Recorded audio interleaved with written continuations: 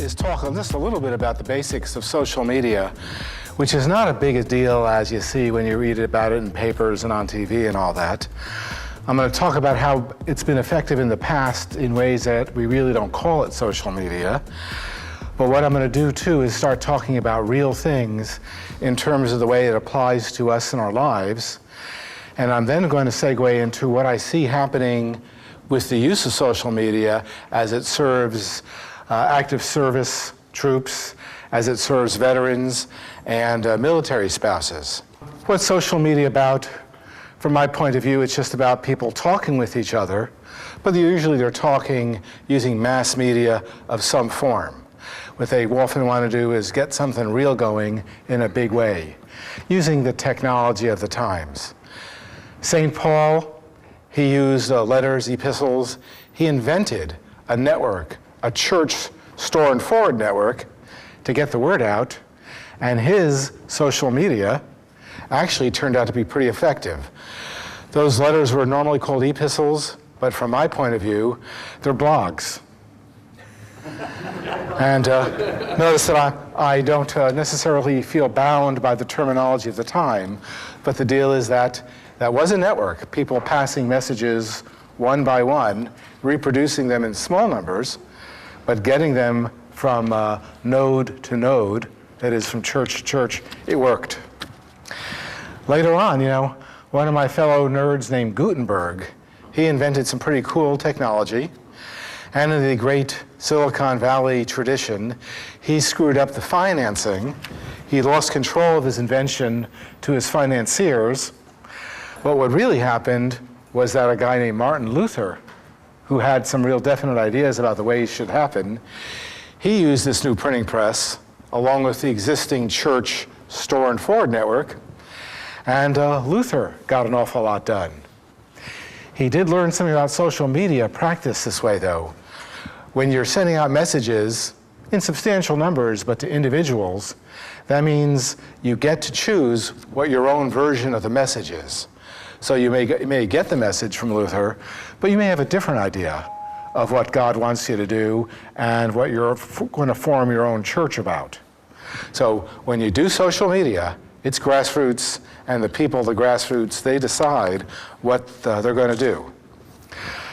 A little later on, a guy named John Locke helped trigger the glorious British Revolution of 1688, where they invented their form of representative democracy. And it worked. Their system, well, maybe we like ours more. But the deal is that the work of John Locke was taken up by Tom Paine and Ben Franklin, also bloggers with their own printing presses and their own networks. In that time frame, they developed a very, very powerful new technology which helped expedite the transmission of messaging, this technology called coffee. And the deal is they created networks of coffee houses, which was where stock markets were formed, and it's where messages got from one place to another. Well, I'm making light of that. Caffeine is one of the more powerful technologies which has fueled a lot of this since the 1600s. And for that matter, you see modern politics. You'll hear people in the news talking about how many followers on Twitter or Facebook Obama has, how many followers Romney has, and all that stuff. It's become a big part of our politics. Things are changing. Things are happening. What's changed on the technology side was that, well, a printing press can get a lot of messages out, but any of us using email, or maybe a message board, maybe Facebook, instead of transmitting a few messages at a time, we can do a whole lot of them. And more people in our country have internet access in some form. More and more people have internet access in their pockets on smartphones. That's about half the market now. So we now have tools, communication tools, which we carry around with us, and the barrier to entry, the cost of getting your message out, is kind of close to zero. Just before, getting a printing press or a TV station, not cheap. Now, we got all sorts of cheap mechanisms we can use to get the word out. The hard parts, of course, are getting people to work with you. Other complications, before all this electronic stuff, the image that people had of you might be based on what you actually do, what your good works are, how you can talk. But now in social media, if you got a mean girl situation, they can create a rumor, a lie, and it travels a lot faster using electronic media than we can stop.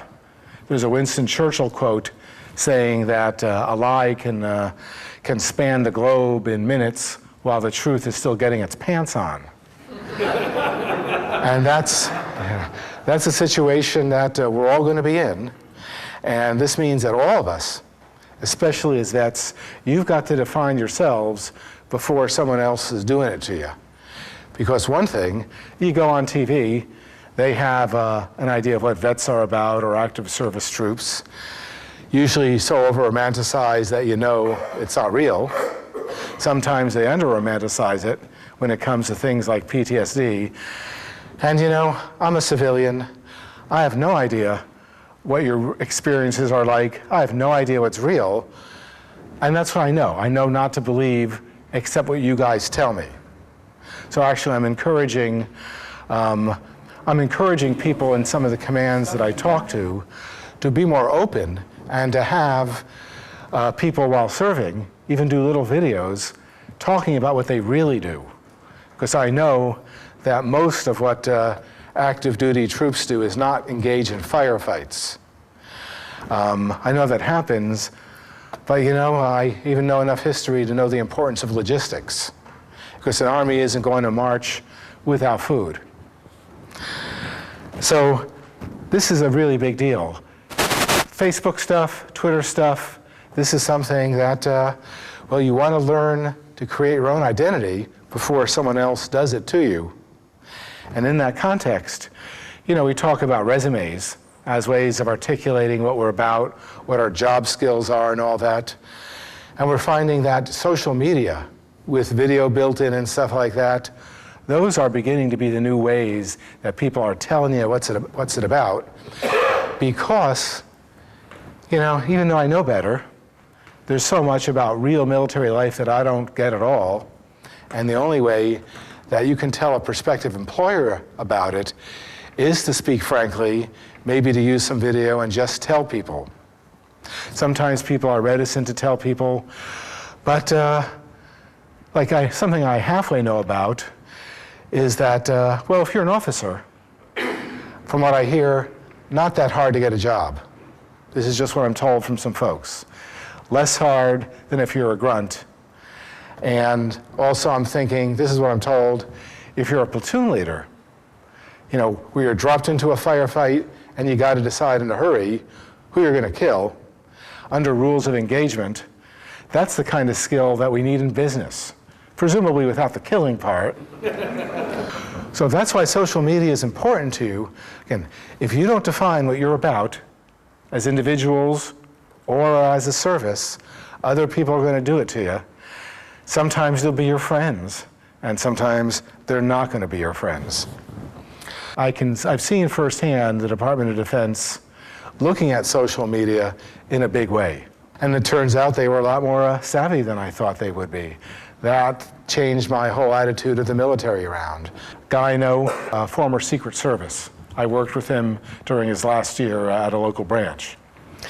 He brokers a meeting with a lot of Homeland Security, a lot of Defense Department, and people like me in the computer industry. About a year after, I heard that's the meeting where they decided to allow troops, even while deployed, to use social media. Other stuff going on, and the president, days ago, just announced some improvements in terms of transition from medical service. But the message here is that if I'm looking for simple things that I can actually articulate, that other people will understand and be annoyed about just the right amount. Plus, I'm much funnier than anyone else they deal with. One thing also is that vets on their way out need to be told how to talk about what their jobs were in civilian terms. And again, the hardest kinds of experiences to describe the value of, like I said, a platoon leader, fire team leader, I barely know these words, but the skill to keep your head under fire is a really big business skill, but no one in business, hiring managers, they just don't talk about it. I mean, I know more than any of them just because I've heard about it a little bit. So that's the kind of thing that you're dealing with.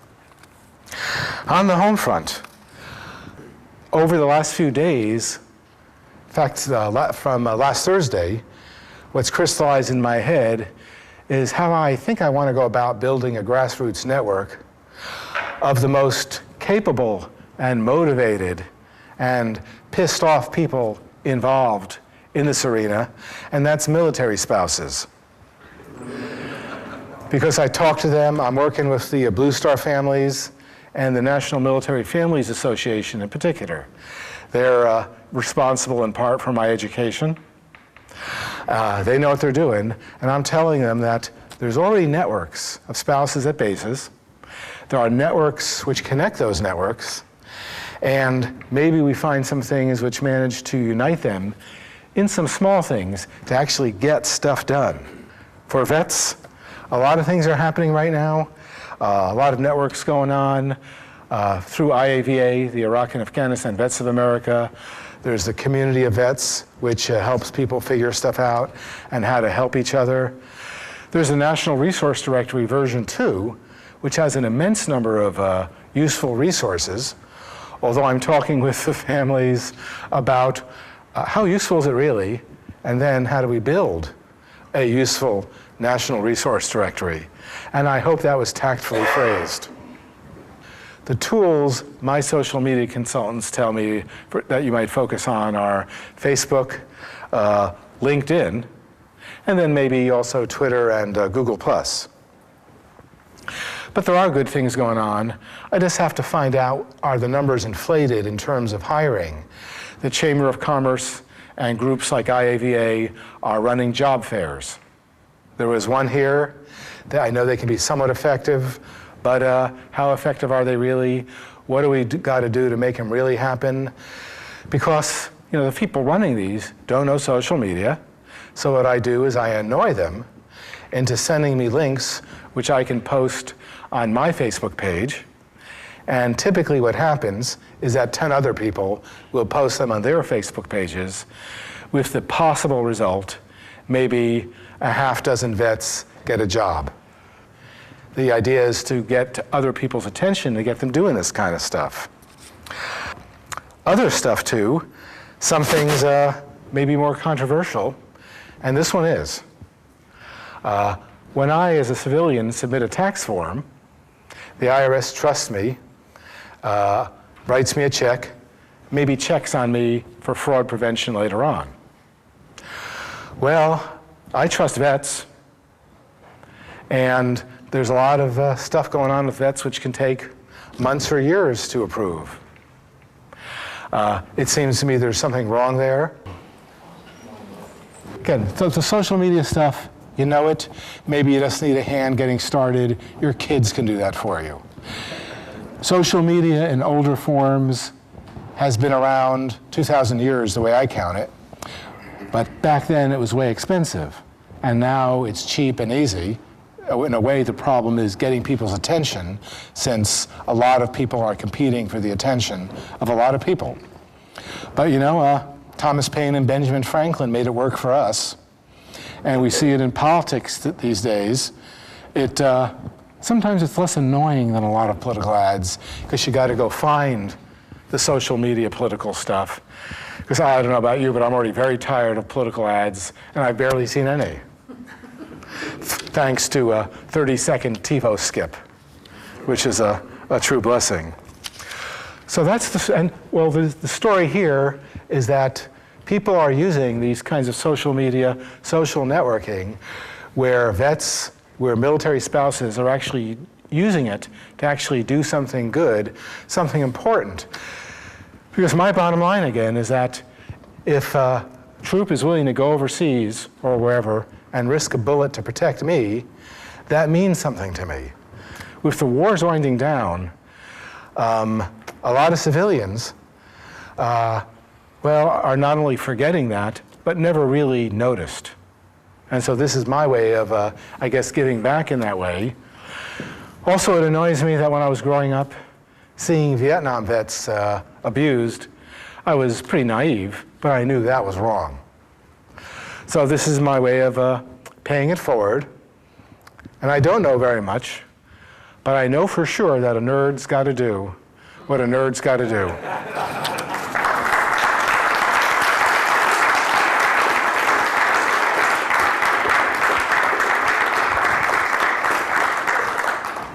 The way I got involved in the Vet Success Center is I heard about it, it made sense to me, it fit within my discretionary spending abilities. And again, when you put computers and internet together, you give people a voice. And that's what makes sense to me, because most people in the world have never had any kind of voice. No one hears them. Now, from my point of view, this is one place where I'm doing it. I'm helping out a bit at the CCSF Student Vets Lounge. I'm also helping out at the Women's Building in the Mission. Helping out, or will be helping out, at Salvation Army Harbor Light. Now, helping out in Haiti, 2 places in Kenya, including the Dadaab refugee camp, which has about 750,000 refugees there, which makes it as big as here, not in the refugee count. And moving beyond that, the deal is, I just committed to helping out a place in Uganda named Gulu. Oh, and of course, helping out by wiring together the vocational schools in the West Bank. And I should add, with the support of the American, Israeli, and Palestinian governments, so no one come after me with an AK. The deal is that this is my idea of a network where people can get together and get stuff done and maybe talk to each other. And what they're finding is that when the kids do it, without help from adults, they'll do fine. There's some scary situations which I'm tangentially involved with, where they're having me stay away from, let's say, Yemen or Gaza. Because remember, I'm not very tough.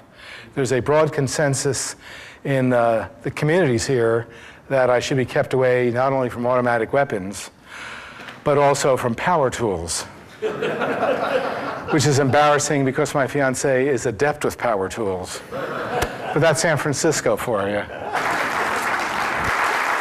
What's the most innovative social technology I've seen is not a technology at all. It's listening to your customers over a period of years, and for me it's been over 17, find out what they want, help them out when they're being disinformed, but addressing what they say that they actually need over that period of time. Innovation does not mean doing what's new for the sake of newness. Yeah, that's a hard one, because when I started things as a nerd, I wanted to do all sorts of cool things. And fortunately, I didn't have the resources to do them. And the fortunate part is that in almost every case, I'm thinking, people told us they didn't want that stuff anyway. Wow. About predicting things 10 years into the future, I do very little of, because when I was a teenage nerd, I was sure by now we'd have lunar colonies, jetpacks, and that's not just a common joke. I seriously believed in that stuff. What I am saying is that by 2020, the landscape of power and media and entertainment is going to be changed pretty dramatically, because with social media, people like us, and I'm working with a lot of people who, by working together, acquire serious power to counterbalance the kind of power that people get by being born rich. So that's coming into a new balance. That's not revolution, it's just a kind of political evolution. And that's the big part of things. The only technological part that I guess I'd predict is that I think we're going to see handheld devices being ubiquitous. We're going to be carrying our systems around with us. And when you get to work or home, you may just put your phone on the desk. It'll connect automatically to a bigger screen and to a keyboard or whatever. So things will change that way. I am kind of excited about the Google Glasses thing, but I don't want to predict too much about that, because it's, It's nerdy, too nerdy even for me, even though I will use one. Okay. Yeah, this is actually something I have talked about with local VA. They now have Facebook pages for every VA medical center, and I've been remiss in getting the word out and then getting the word out again. The deal, and I'm thinking out loud, the deal is I can work with Brandon Friedman, who runs a lot of this out of 810 Vermont, and the idea is that to post something about to post frequently, both the umbrella page and then maybe something about a specific VA medical center, just to remind people. Because right now, I think they have more capacity than they need because not enough people have heard what they have to offer. Now, from what I'm hearing, like a lot of resource planning wasn't done last decade, so a lot of new people coming into the system might swamp it. And I'm actually talking to some people about that kind of thing. But the deal is that there's resources there, they're not being used, and what I need to do is get Kerry and Judy, I need to mildly annoy them to remind me to do something.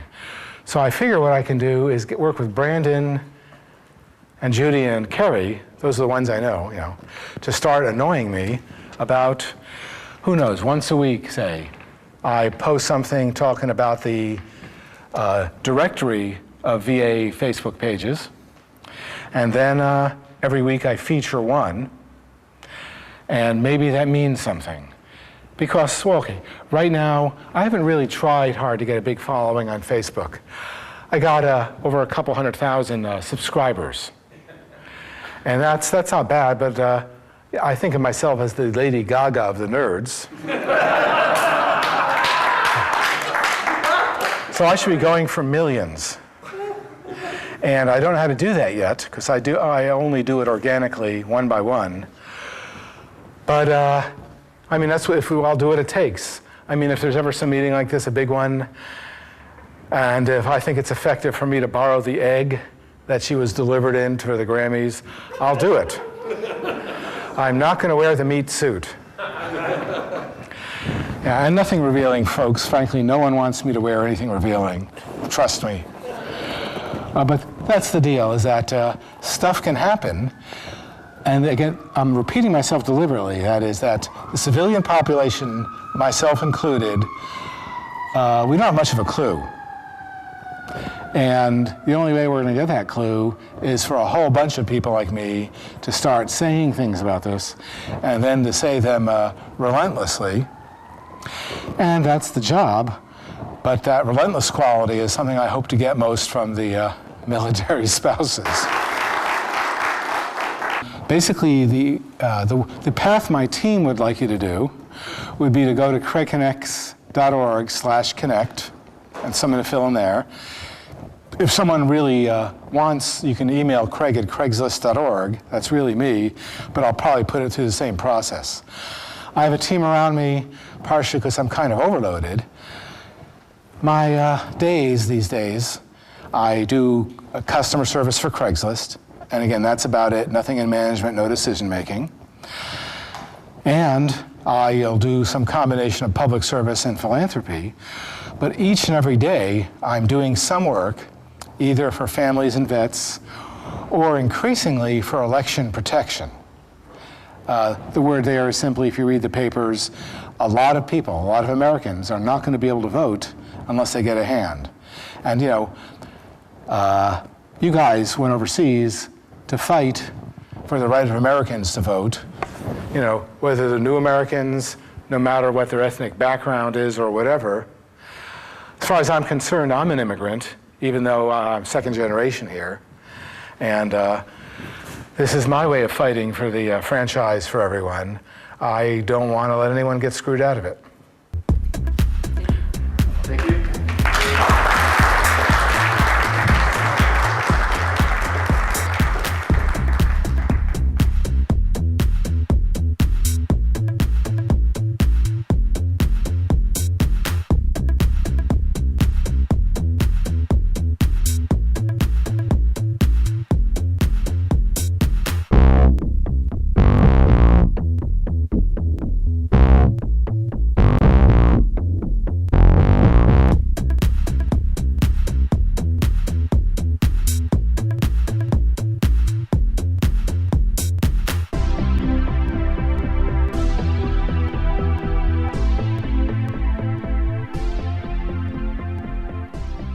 Veterans Helping Veterans. Thank you for watching Veterans Helping Veterans TV.